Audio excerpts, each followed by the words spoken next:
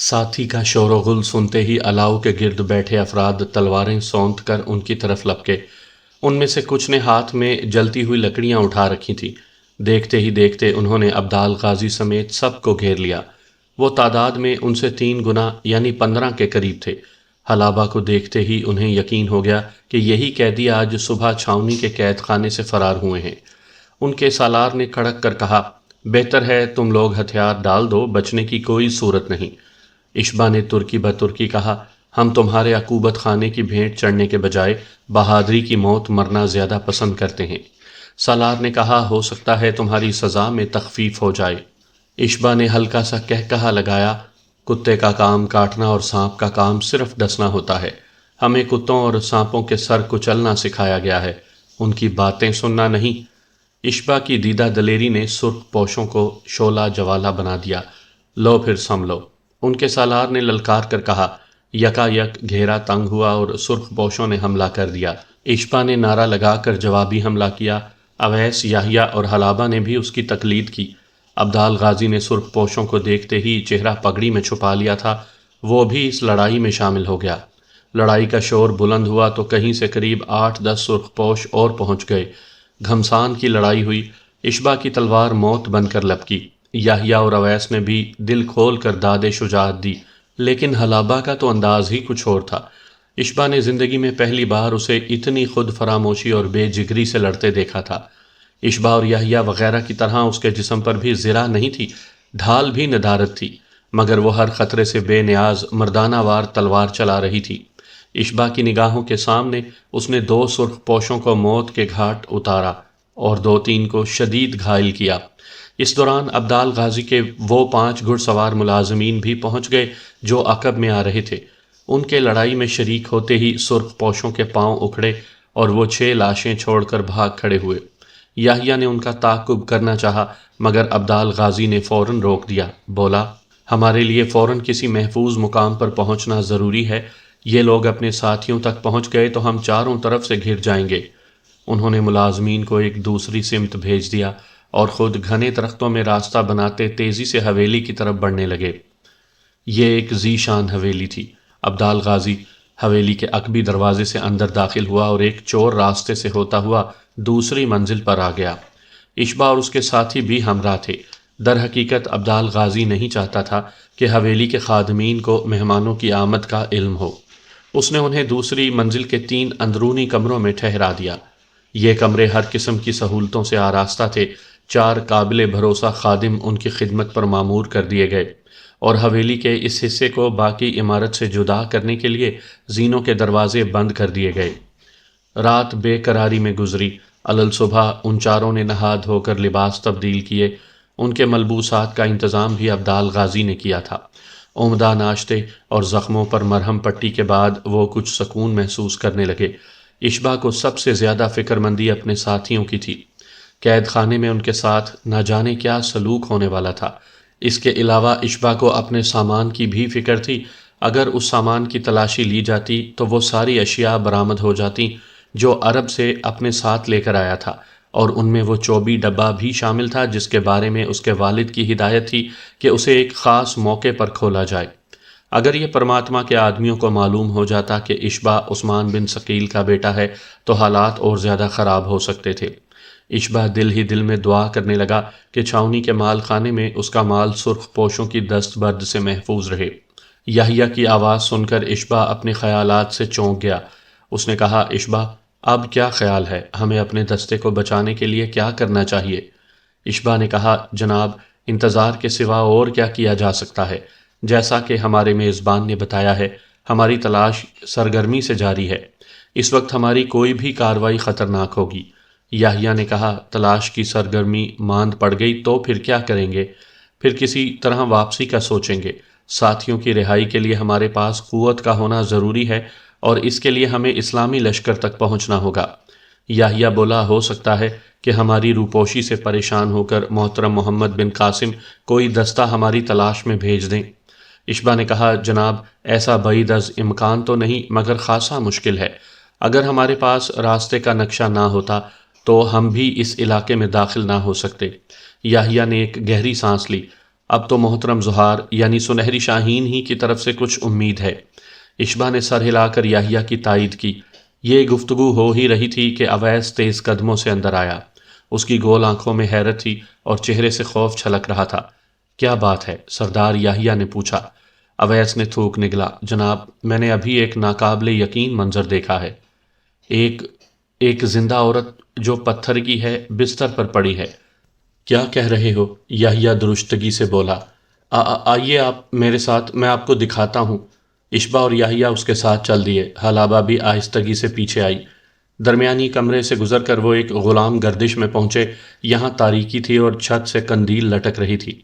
اویس نے ہوشیاری سے ہموار دیوار پر ہاتھ پھیرا، پھر لوہے کے ایک چھوٹے سے کڑے میں 2 انگلیاں ڈال کر پتھر کی ایک چوکور بیل نکالی۔ دوسری طرف خلا میں روشنی نظر آ رہی تھی۔ اشبا اور یحییٰ نے ایک ساتھ آنکھیں لگائیں۔ منظر ایک آرام دہ اور نفیس خوابگاہ کا تھا۔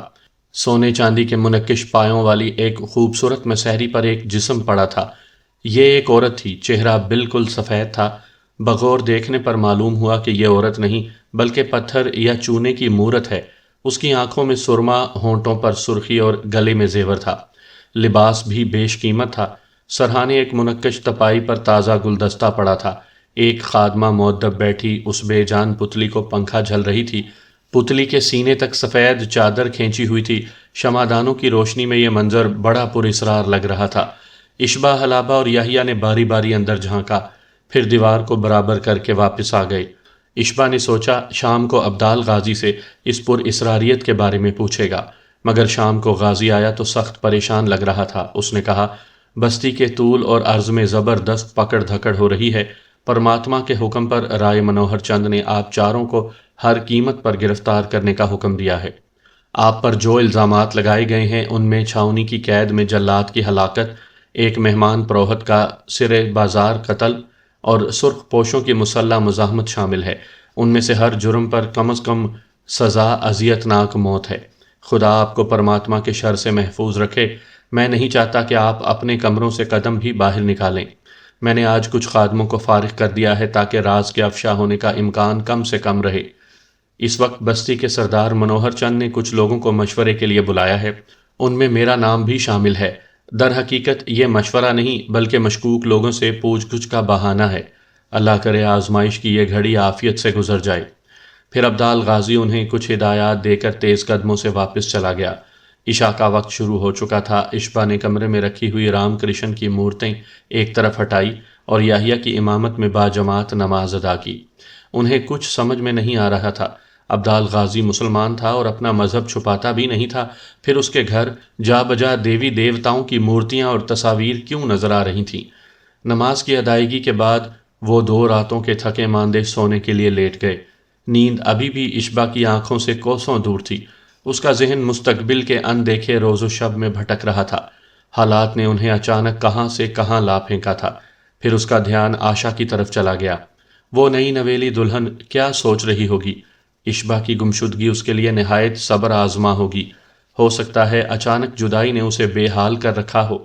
اشبا کو بے اختیار اس پر ترس آنے لگا۔ اچانک اسے اویس کی آواز سنائی دی۔ وہ کمرے کی کھڑکی سے جھانک کر سرگوشی کر رہا تھا۔ اشبا، دروازہ کھولو۔ اشبا نے اٹھ کر دروازہ کھولا۔ اویس نے کہا، آؤ تمہیں کچھ دکھاؤں۔ اشبا نے کہا، لگتا ہے تم نے پھر سوراخ سے تانک جھانک کی ہے۔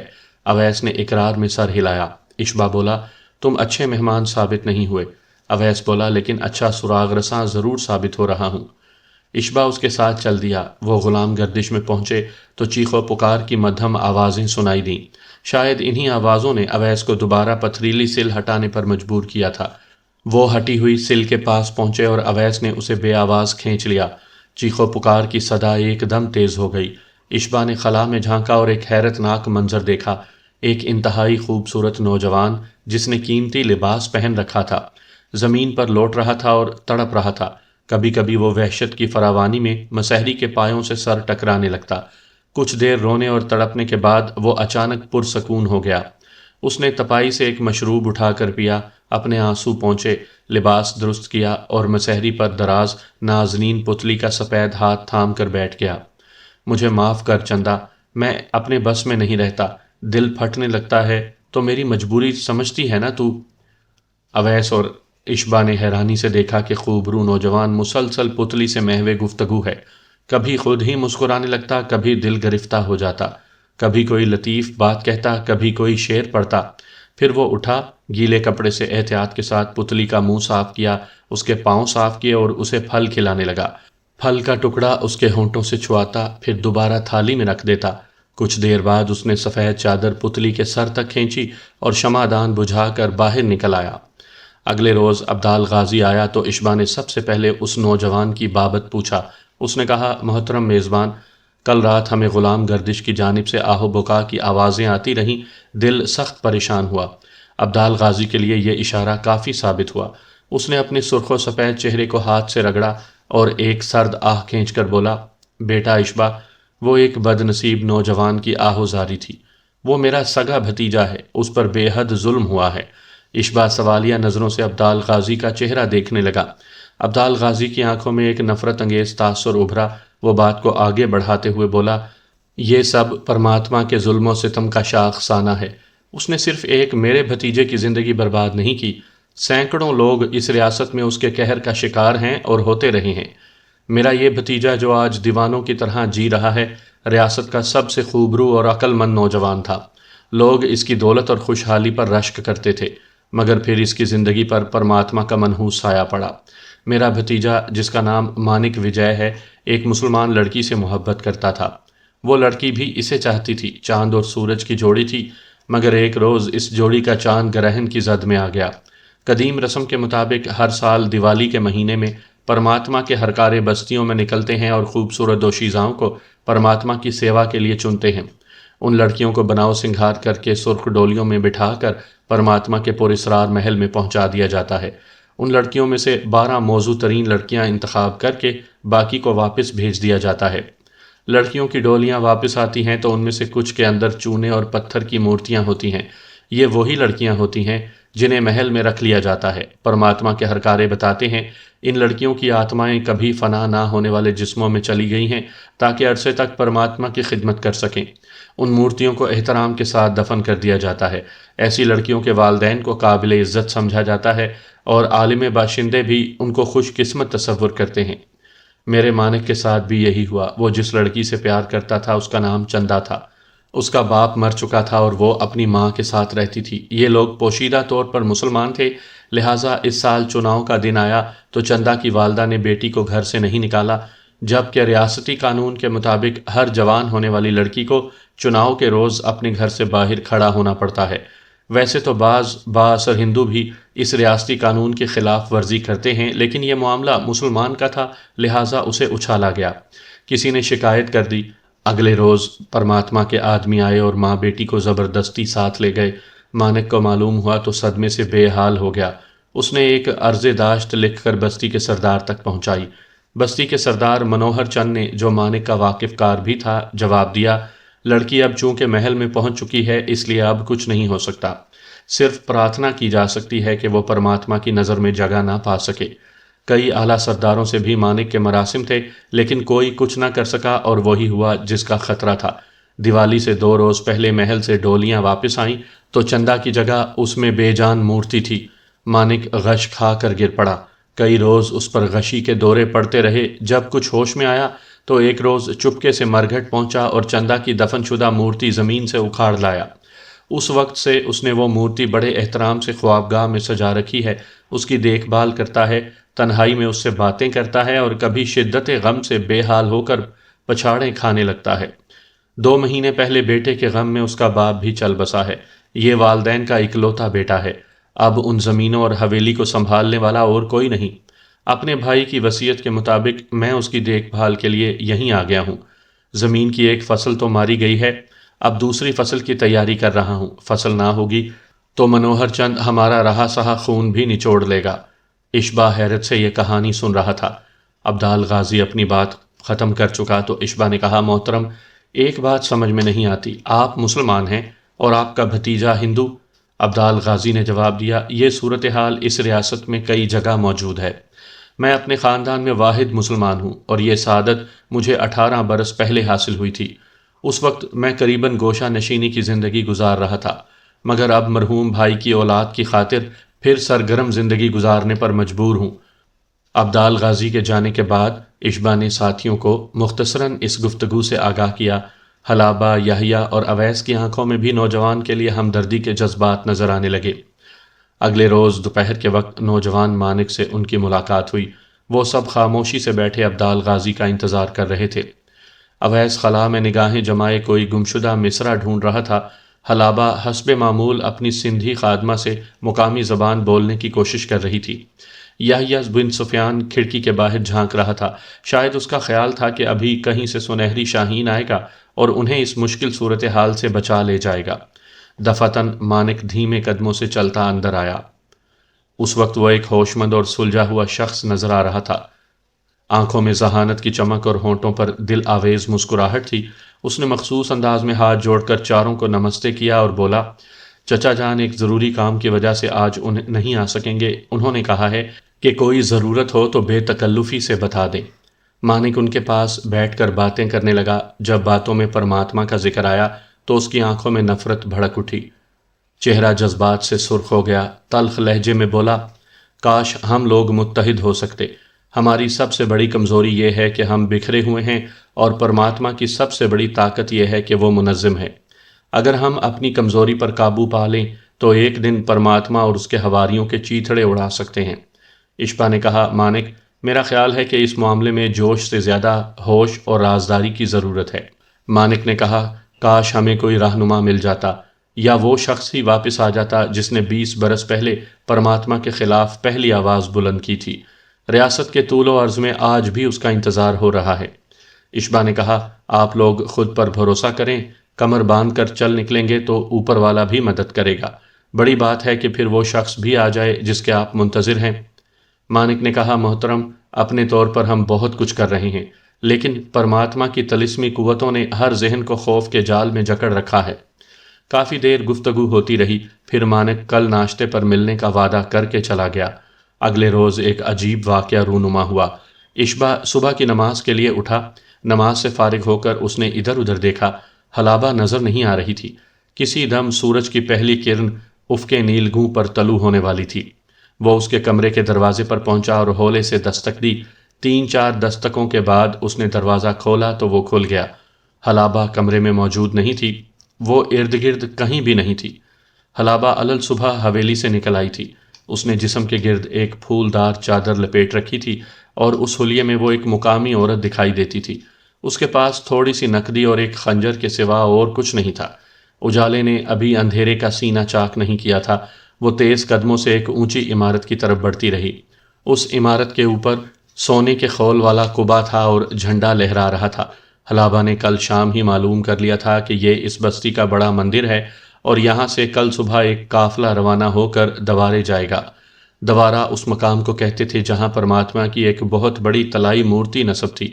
عقیدت مند یہاں پوجا پاٹ کرتے تھے اور کبھی کبھی پرماتما انہیں درشن بھی دیتا تھا، لیکن یہ درشن صرف آواز کی حد تک ہوتا تھا۔